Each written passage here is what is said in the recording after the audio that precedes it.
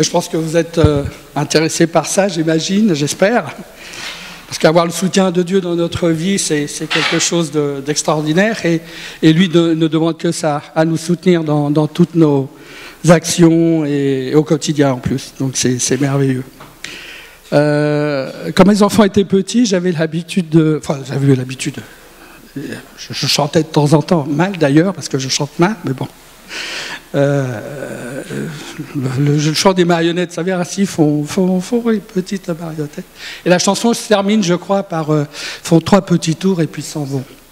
Et je pensais à ça ce matin, là, pendant les louanges, parce que c'est pas du tout dans la volonté de Dieu d'être dans cette dimension-là, de faire 3 petits tours et puis de s'en aller. Au contraire, Dieu veut vraiment qu'on soit avec lui et lui avec nous, de manière constante et permanente. Donc la question un peu du message, c'est comment avoir le soutien de Dieu? Comment obtenir le soutien de Dieu dans notre vie? Comment vivre concrètement ce soutien et les versets qui nous parlent de ça? Par exemple, le verset de Romains 8, 31 qui dit « Si Dieu est pour nous, qui sera contre nous ?» C'est quand même des paroles fortes, situation profonde. Et voilà, il y a des conditions à cela, évidemment. Vivre constamment, en permanence, dans le soutien, avec le soutien de Dieu, c'est une bénédiction. C'est une bénédiction. C'est une bénédiction extraordinaire et qui est, en plus, ce qui est merveilleux, c'est que c'est à notre portée. Ce n'est pas quelque chose d'irréalisable, bien au contraire, c'est à notre portée. Donc Dieu ne demande qu'à nous faire bénéficier. Et en plus, ce qui est bien de réaliser, c'est que c'est un véritable plaisir pour lui. Vous savez, des fois, on fait des choses par nécessité, par besoin et tout. Et puis il y a des choses qu'on fait avec plaisir. Et je crois que c'est un plaisir pour Dieu d'être notre soutien, de nous soutenir dans ce que nous faisons, dans ce que nous, au quotidien, voilà, dans notre marche, dans notre vie. Voilà, c'est un plaisir pour lui d'être là avec nous et de nous porter, de nous soutenir. Et c'est bon d'en prendre conscience. Et prenons-en conscience encore ce matin. Je vais vous inviter à prendre la parole dans le livre des psaumes. Livre des psaumes, le chapitre 15.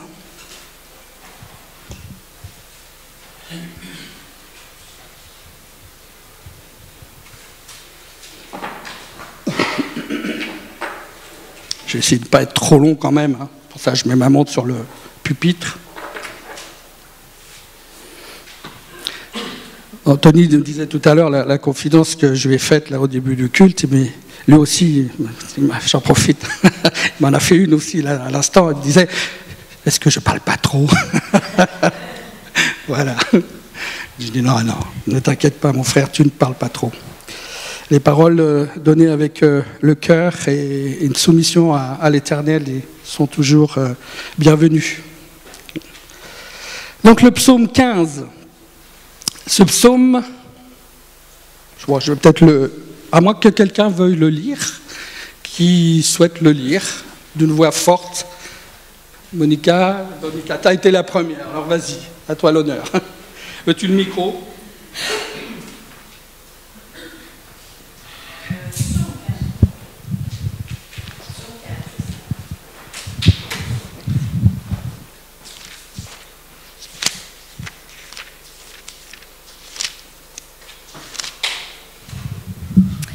Seigneur, qui peut être reçu dans ton temple? Qui peut habiter sur la montagne sainte? C'est celui qui se conduit parfaitement. Il fait ce qui est juste. Ses paroles sont sincères et vraies. Il ne dit pas de mal des autres. Il ne fait pas de tort à personne. Il n'insulte pas son voisin. Il méprise celui qui agit mal, mais il honore ceux qui respectent le Seigneur. Même s'il fait une promesse difficile à tenir, il la tient. Il prête son argent sans intérêt. Il n'accepte pas de cadeaux pour accuser un innocent. Celui qui se conduit ainsi ne risque pas de tomber.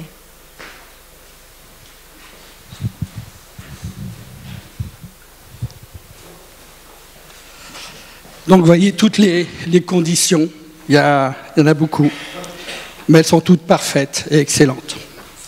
Le psaume 15 est fait dans l'intention de rappeler aux enfants de Dieu, afin qu'ils puissent bénéficier des bénédictions attachées à la présence de Dieu dans nos vies, les comportements et les attitudes de vie qui sont agréables à Dieu. Une vie d'obéissance, de sainteté, qui nous font dire, et c'est aussi ce qui ressort de ce psaume, que c'est en vain que les hypocrites viennent prendre place dans le temple de Dieu. Cela ne sert absolument à rien de faire semblant. Parce que Dieu reconnaît uniquement ceux qui lui appartiennent, parce que cela s'applique à pratiquer les ordonnances, à pratiquer la droiture, les vertus chrétiennes, l'équité, la justice. Autrement dit, comment vous êtes, comment tu es, toi, dans la semaine? Comment te comportes-tu dans la semaine? Est-ce que tu es le même de celui qu'on voit le dimanche matin dans le temple? Est-ce que tu es cet homme, cette femme-là, qui est semblable, identique à l'attitude que tu as le dimanche matin dans le temple, ou est-ce que dans le reste de la semaine, c'est pas tout à fait pareil, c'est différent, voilà. Je suis plus dans le temple, je peux faire un peu ce que je veux. Ça, c'est votre problème, entre guillemets, entre Dieu et vous. Voilà. On n'a personne à juger quoi que ce soit dans cette attitude-là, mais c'est une relation qui vous regarde uniquement, vous et le Seigneur. Et le début du psaume 15 est déjà très explicite. Il nous met directement dans le contexte de qui nous avons affaire. Et nous avons fait affaire à Dieu. À Dieu. Le Dieu créateur de l'univers qui est saint. Et ce Dieu-là, ce qui est extraordinaire, c'est qu'il se rend disponible. Ce Dieu-là, créateur de tout ce que nous pouvons voir sur cette terre, tout l'univers, ce Dieu-là se rend disponible pour nous, ses créatures. Ce qui est en soi déjà quelque chose d'extraordinaire. C'est un miracle. Il n'était pas obligé. Personne n'a obligé Dieu de se rendre disponible pour nous, à nous. C'est uniquement un cadeau, une grâce, le fruit de l'amour pour sa création, pour nous, ses créatures. Et ce qui ressort juste après cette présence divine, ce qui ressort derrière cela, c'est comme un défi qui est lancé là, avec ces paroles qui nous dit « Éternel, qui séjournera dans ta tente? Qui demeurera sur ta montagne sainte? Qui va rester avec toi, Seigneur? Qui va pouvoir habiter ou vivre avec toi? Qui va pouvoir rester ancré dans ta sainteté? Qui va pouvoir te suivre, toi, dont la sainteté est si élevée? Qui va être capable d'une telle œuvre ou d'une telle dévotion, d'un tel dévouement, d'une telle soumission? En réalité, la réponse à ça, c'est qu'il n'y a personne. Alors vous allez me dire, waouh, s'il n'y a personne, comment ça va être possible? Il n'y a personne qui soit capable de le faire comme ça instantanément. La Bible nous dit dans Romains 3, 23 qu'il n'y a pas de distinction, tous sont péchés et sont privés de la gloire de Dieu. Et comme nous sommes privés de la gloire de Dieu, forcément nous sommes privés de son soutien.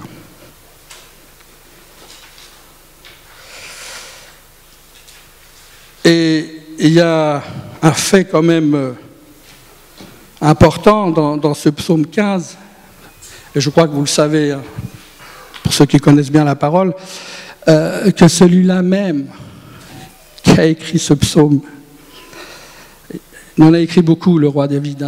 David en a écrit, je crois, au moins 73. Sur les 150 que contient le livre des psaumes. Donc c'est plus de la moitié. Vous savez tout comme moi que celui-là même, ce roi David, ce grand roi David, qu'il a pourtant écrit, vous savez qu'il a commis un des plus grands péchés, des plus ignobles qui soit. Alors qu'il était un homme selon le cœur de Dieu, nous dit la parole.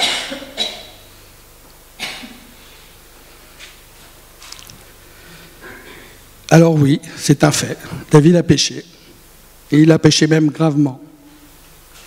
Mais ce qui est extraordinaire dans cette histoire, c'est que le roi David a bénéficié, après s'être repenti, du pardon et de la grâce de Dieu.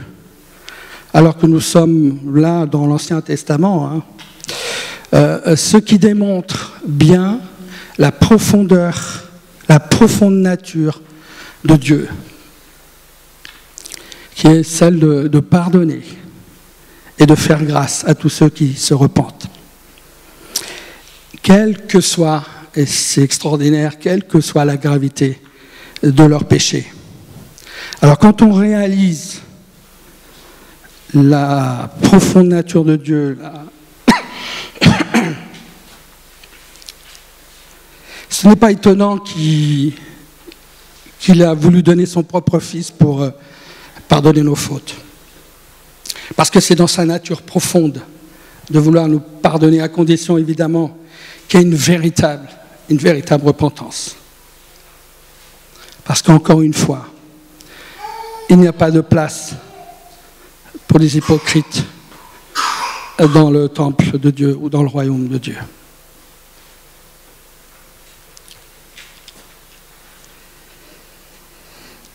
Le roi David a bénéficié et expérimenté le pardon et la grâce de Dieu.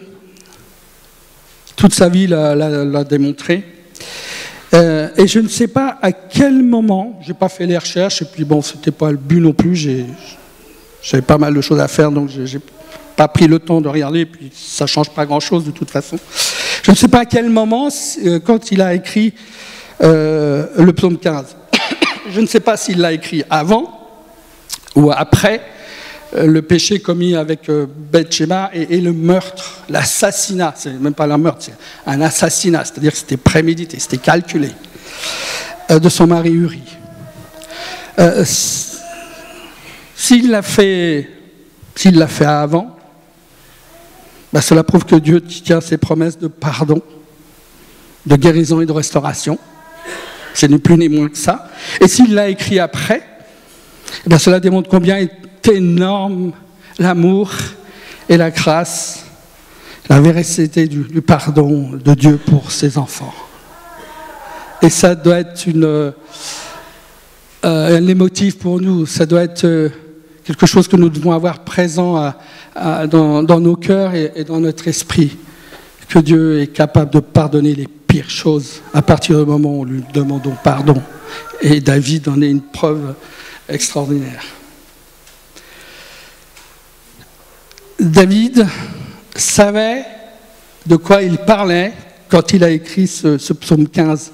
De toute manière, quand on voit la vie de David, il a pleinement vécu la grâce de Dieu, la puissance de Dieu, parce qu'il était un homme entier, c'était un homme vrai.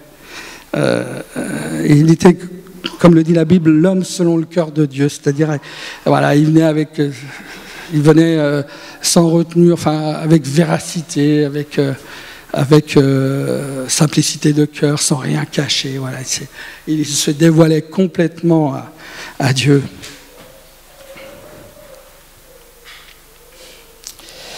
Et quand il le fallait, c'était un homme qui était capable de se repentir dès qu'il le fallait, il n'hésitait pas une seconde. La repentance l'accompagnait à chaque fois que c'était nécessaire. Et il a bénéficié du soutien de Dieu tout au long de sa vie. Par conséquent, David nous a transmis des nécessités spirituelles pour que nous en bénéficions également. Et on a beau être dans l'Ancien Testament, il n'en demeure pas moins que les promesses divines sont toujours d'actualité. Même avec la venue de Jésus et du Nouveau Testament. Tout petit parallèle, la différence entre l'Ancien Testament et le Nouveau Testament, c'est que Jésus est venu grâce à son sacrifice et à l'obéissance de son Père, étendre la grâce de Dieu sur toute l'humanité. Alors que l'Ancien Testament ne concernait qu'Israël. On peut dire que Jésus est le cadeau de Dieu pour toute l'humanité. Et Jésus est venu étayer et confirmer également les promesses de Dieu, y compris celles de l'Ancien Testament, évidemment. Et Matthieu 5, 17 nous dit que ne pensez pas que je sois venu abolir la loi ou les prophètes. Je suis venu non pour abolir, mais pour accomplir. Amen. Est-ce que vous voyez Jésus vouloir changer un iota de ce qui est écrit dans le psaume 15 ou dans n'importe quel autre, d'ailleurs, ne serait-ce qu'un texte dans l'Ancien Testament? Moi, je ne crois pas. Je ne crois pas.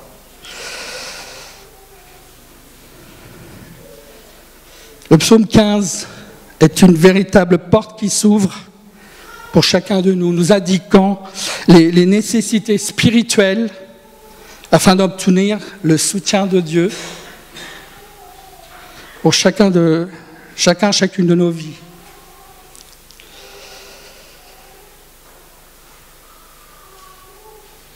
Et on peut dire avec assurance, non seulement ce que je disais tout à l'heure là dans Romains 8, 31, si Dieu est pour nous, qui sera contre nous?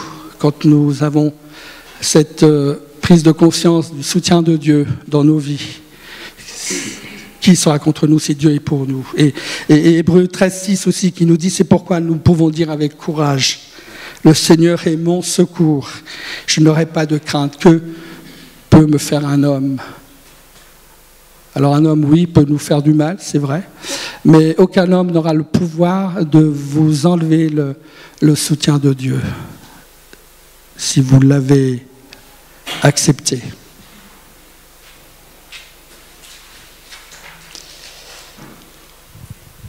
Proverbe 16, 7 nous dit aussi que quand l'Éternel est favorable aux voies d'un homme, il dispose même ses ennemis à la paix avec lui.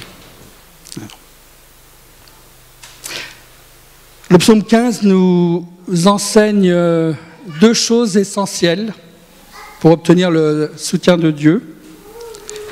La première est de considérer Dieu pour ce qu'il est.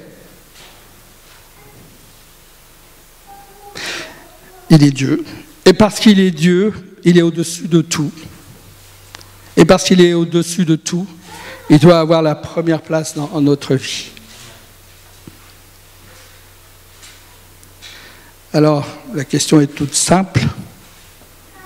Est-ce que Dieu a la première place dans ma vie? C'est pas plus compliqué que ça. Est-ce que Dieu a la première place dans ma vie?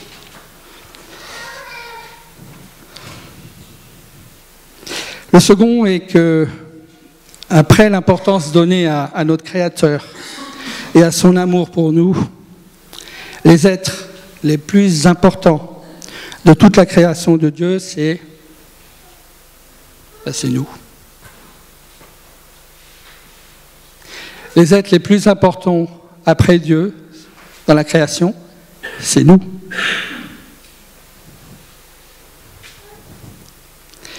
L'homme ou la femme qui considère Dieu à sa juste valeur, en lui soumettant sa vie, en lui laissant la première place, et qui s'attelle à respecter ses frères et sœurs, ses congénères, puisqu'ils sont aussi créatures de Dieu, cet homme-là, cette femme-là, est assuré de bénéficier du soutien de Dieu. C'est une certitude et une vérité biblique.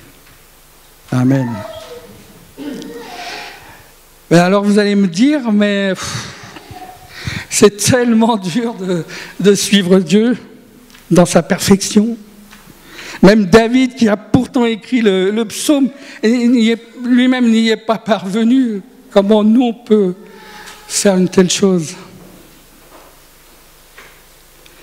Et là-dessus, je vous répondrai, et alors?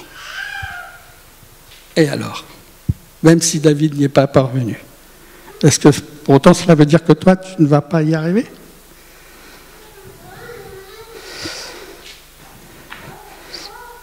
Ça veut dire quoi? Ça veut dire que je ne vais même pas essayer? Je ne vais même pas essayer, c'est trop dur. C'est fichu d'avance. C'est pourquoi la Bible, à travers l'apôtre Paul, pourquoi l'apôtre Paul nous parle du bon combat? Oui, c'est dur. Ça peut être dur parfois, oui. Parce que nous avons une nature pécheresse. Pourquoi l'apôtre Paul donc parle du bon combat dans 1 Timothée 6, 12, qui nous dit « Combat le bon combat, le bon combat de la foi, saisis la vie éternelle à laquelle tu as été appelé et pour laquelle tu as prononcé cette belle confession en présence d'un grand nombre de témoins. » Pourquoi la Bible nous parle-t-elle de saisir, de se revêtir de toutes les armes de Dieu? Dans Éphésiens 6, 11, toutes les armes de Dieu. Tout ça est mis à notre disposition pour justement être dans la mesure de pouvoir vivre ce défi et pouvoir y faire face et s'y maintenir. Mon frère, ma sœur, à partir du moment où tu as décidé de suivre Dieu, que tu le veuilles ou pas, tu entres dans un combat spirituel. Parce que tu t'opposes aux forces destructrices et démoniaques qui agissent sur l'humanité et dont les actualités nous en démontrent malheureusement. Enfin, malheureusement. C'est une erreur de dire malheureusement. Je dirais même heureusement, parce que ça montre la véracité de la parole de Dieu. C'est terrible pour les gens qui subissent des choses graves et graves, profondes, des blessures énormes, perdre la vie, perdre un être cher, tous les jours, dès qu'on allume les actualités, de toute façon, ce n'est malheureusement heureusement. Ça, c'est une erreur. Vous voyez, on a tendance à dire malheureusement.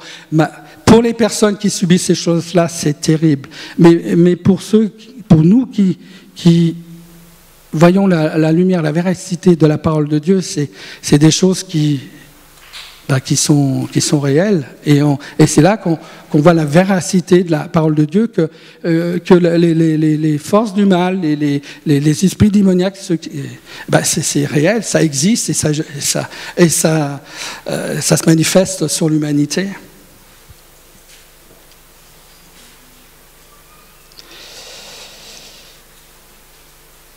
Mon frère, ma sœur, je crois que si vous voulez vivre une vie tranquille et paisible, sans mesurer les réalités spirituelles que nous enseigne la Bible,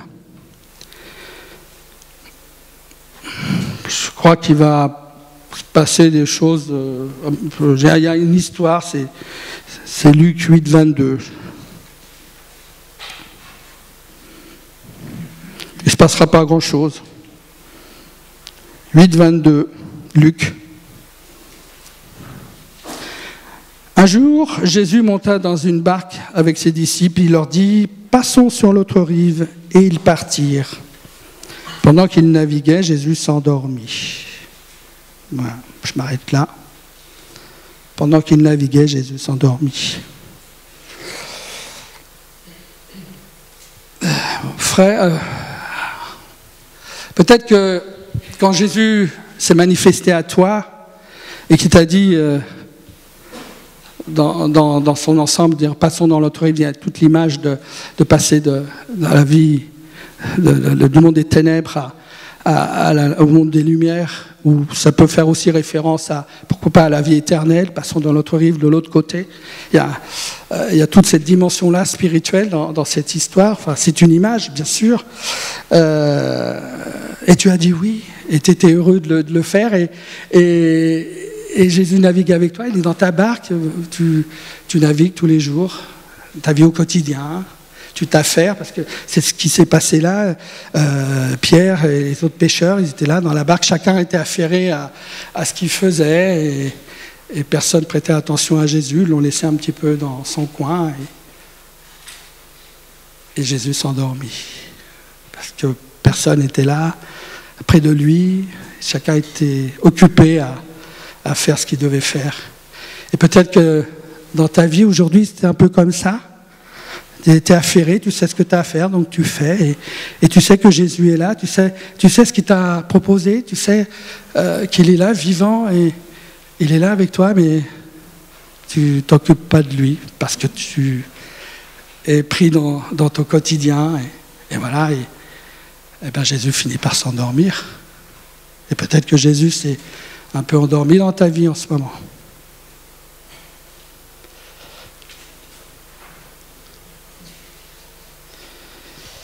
Et puis vient l'épisode suivant où, évidemment, la bourrasque fondit sur le lac, la barque se remplissait d'eau et ils étaient en danger. Et là, évidemment, c'est la panique.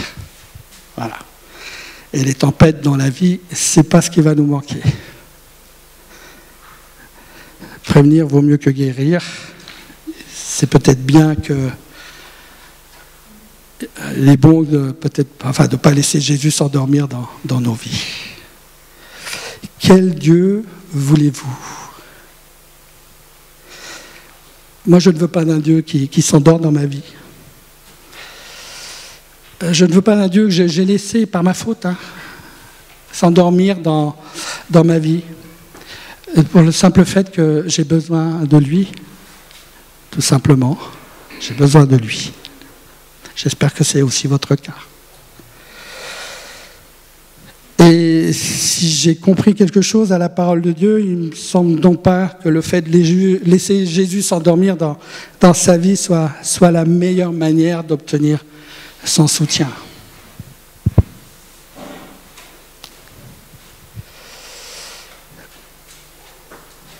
Psaume 15, toujours, verset 2. Celui qui marche dans l'intégrité, qui pratique la justice et qui dit la vérité selon son cœur. L'homme ou la femme qui s'entoure de la ceinture de vérité est amoureuse de la vérité. Lorsqu'il ou elle s'adresse à Dieu ou à un homme, la vérité est présente dans son cœur. Et ces personnes-là méprisent et en horreur la fausseté, la fraude, l'hypocrisie. Est-ce que vous faites partie de ces gens-là? Faire partie de ces gens-là, c'est déjà un sacré pas vers l'obtention du soutien de Dieu. Verset 3. Je vais être obligé de faire un rapide survol de tout ça. On pourrait prendre les versets un par un et partager là-dessus, parce qu'il y en a des choses à dire et à approfondir, évidemment. On n'a pas le temps, donc c'est un survol. Voilà, peut-être qu'un jour on ira un peu plus loin, je ne sais pas. Verset 3. Il ne calomnie pas de sa langue. Il ne fait pas de mal à son prochain. Et ne jette pas le déshonneur sur ses proches. La langue, waouh, rien que ça déjà, la langue. Ce que l'on dit, mon Dieu, c'est terrible. Combien la Bible nous dit de faire attention à ce que nous pouvons dire, la manière de le dire, quand il faut le dire. C'est une arme qui peut être... De la langue sort la bénédiction et de la langue sort aussi la malédiction. Combien il faut savoir gérer notre langue pour que nous soyons, comme ça a été dit tout à l'heure, le sel de la terre, que vos paroles soient assaisonnées de sel. Il y a toute la juste mesure à donner à nos paroles et on peut faire un enseignement rien que là-dessus, de toute façon. Mais combien c'est important de savoir tenir notre langue. Il ne fait pas de mal à son prochain, ben évidemment, ça va de soi.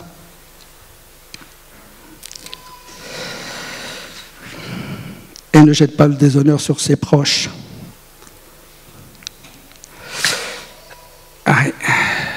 Jeter le déshonneur sur ses proches, c'est un fléau pour ceux qui subissent ça. Je me souviens de l'histoire d'un père de famille. Il n'était pas chrétien, mais enfin ça arrive malheureusement même chez les chrétiens. Il était pris par l'obsession du jeu. Il a joué des sommes considérables, il a ruiné sa famille, il a détourné de l'argent de son entreprise, il est arrivé ce qui devait arriver, il s'est retrouvé bien évidemment en prison, et sa fille de 13 ans s'est donné la mort pour la honte qu'a suscité cette situation. Et combien malheureusement il y a des cas comme ça. Voilà, c'est...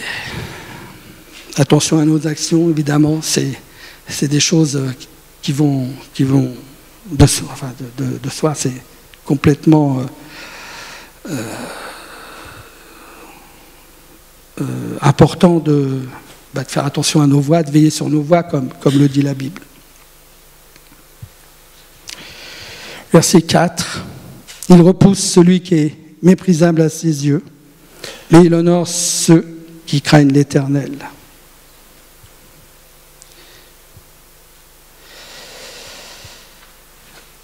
Combien la Bible, là aussi, nous met en garde sur nos relations.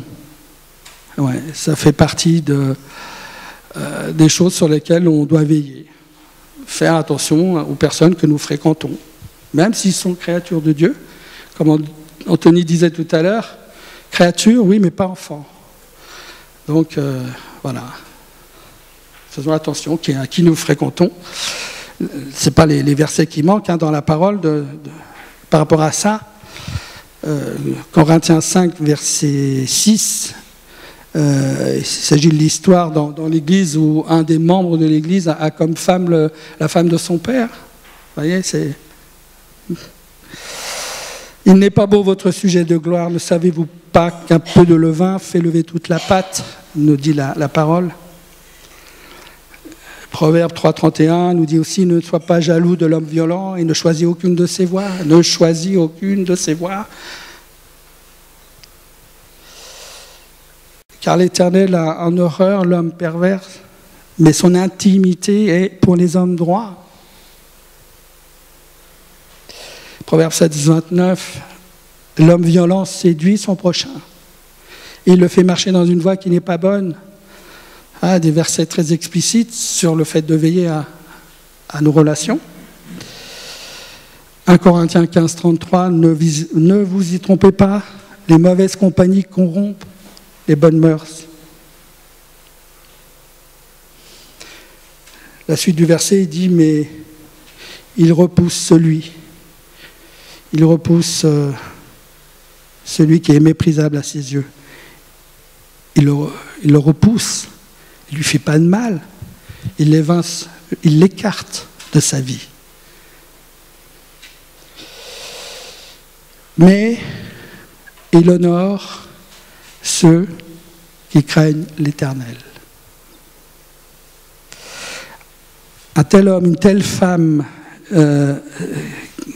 sachant faire la part des choses et qui savent mesurer la valeur des autres par leur vertu, leur soumission et leur obéissance à Christ, à Dieu, vont forcément rechercher à honorer de telles personnes. Et là aussi, combien Dieu nous encourage à aller chercher ces personnes, ces gens-là, être près d'eux, les honorer, Ça fait combien de temps que vous n'avez pas honoré quelqu'un dans l'assemblée? C'est peut-être bon de le faire aussi, ça fait du bien. Et c'est un encouragement biblique aussi, d'ailleurs.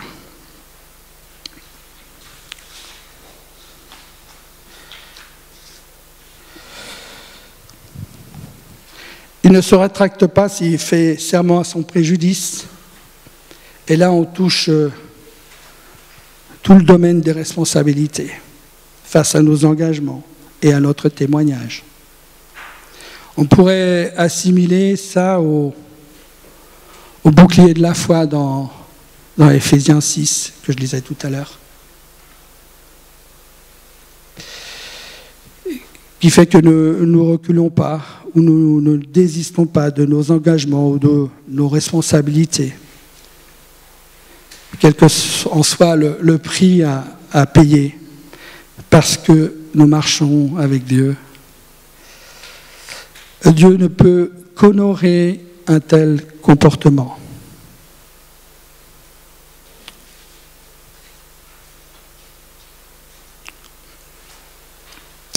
Verset 5.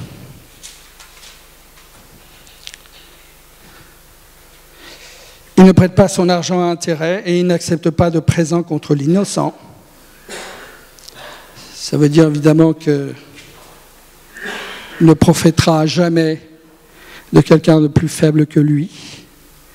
Et il n'accepte pas de cadeaux, de présents pour faire du mal à qui que ce soit. On touche là au domaine de la justice, symbolisé aussi par la cuirasse de justice dans Éphésiens 6, 14. La finalité de tout cela, lorsque les nécessités spirituelles sont présentes, symbolisées par les armes du chrétien, c'est ce qui nous est dit, c'est que la fin du psaume 15 se termine par « Celui qui agit ainsi ne chancellera jamais ». Celui qui agit ainsi ne chancellera jamais. Wow, une sacrée promesse. Il ne chancellera jamais parce que la grâce de Dieu lui sera toujours suffisante. Parce que c'est comme ça que Dieu se plaît à nous soutenir.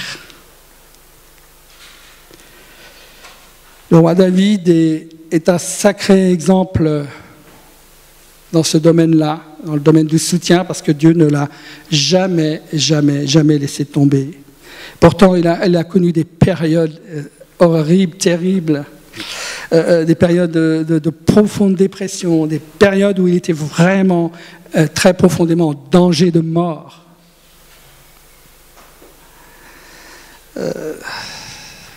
Il a eu aussi beaucoup de difficultés avec ses propres fils. Vous connaissez son histoire. Mais c'est un homme qui a eu toujours sans interruption. Il a toujours eu énormément de dévotion pour Dieu et était capable, il pouvait se donner sans retenue à Dieu, comme la fois où il a dansé de toute sa force devant l'Éternel dans 2 Samuel 6, 14, où David dansait de toute sa force devant l'Éternel. Et il était juste habillé d'une simple ceinture, il était pratiquement nu, lui, le roi. C'est que lui a valu d'ailleurs d'être traité par sa femme, Michal, d'un homme de rien. D'un homme de rien, parce qu'il a osé se donner comme ça devant tout le monde sans retenue devant Dieu. David, voilà, c'était l'extrémité. Il a été capable de faire quelque chose de terrible, mais il a été aussi capable de pouvoir se donner sans retenue à Dieu devant tous, alors qu'il était roi. Et sa réponse à Michal, c'est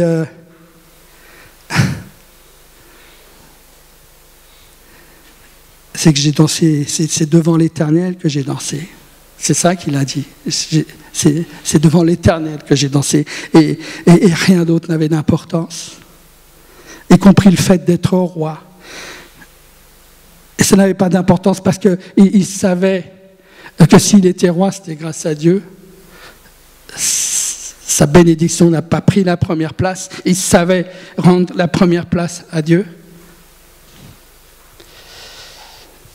David a été tout au long de sa vie dans une profonde situation d'adoration. Et même lorsqu'il a commis l'irréparable, ce péché terrible de l'assassinat d'Uri, David s'est vraiment repenti et Dieu a continué de soutenir David. Et l'histoire nous le montre, Dieu a soutenu David jusqu'à la fin de sa vie. Mon frère, ma sœur, si Dieu a soutenu David de cette manière-là, il est capable de le faire de la même manière pour toi. Amen. Est-ce que vous en êtes conscient? Dieu est capable de vous soutenir de la même manière qu'il a soutenu David. À la question et au défi posé à ce psaume 15, Éternel, qui séjournera dans ta tente? Qui demeurera sur ta montagne sainte? La réponse est vous. Vous, à deux conditions. La première, c'est que vous n'ayez pas laissé s'endormir Jésus dans votre vie.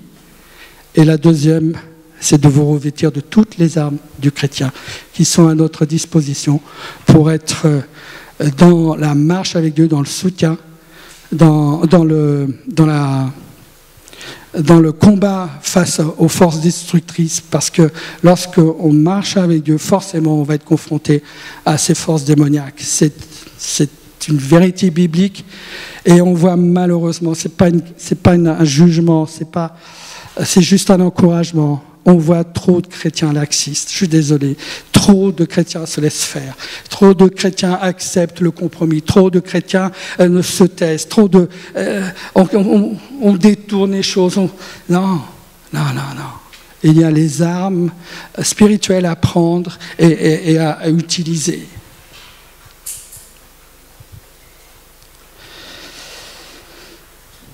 L'apôtre Paul nous disait dans 1 Corinthiens 9, 27 qu'il traite durement son corps. Il le tient assujetti parce que de peur, après avoir prêché aux autres, il avait peur d'être soi-même disqualifié. Pourquoi cette peur? C'est parce qu'il savait qu'il fallait qu'il aille jusqu'au bout. Et pour aller au bout, il fallait se battre. Alors battez-vous. N'acceptez pas les règles de ce monde. Prenez les armes de Dieu et utilisez-les. L'homme et la femme qui est capable d'utiliser les armes de Dieu, qui marche avec Dieu, qui laisse la première place à Dieu, est assuré d'avoir son soutien. C'est une promesse divine. C'est pas moi qui le dis, c'est la parole de Dieu. Voilà. Méditez là-dessus, battez-vous. Promenez votre place dans le royaume de Dieu. Gloire à Dieu. Merci Seigneur.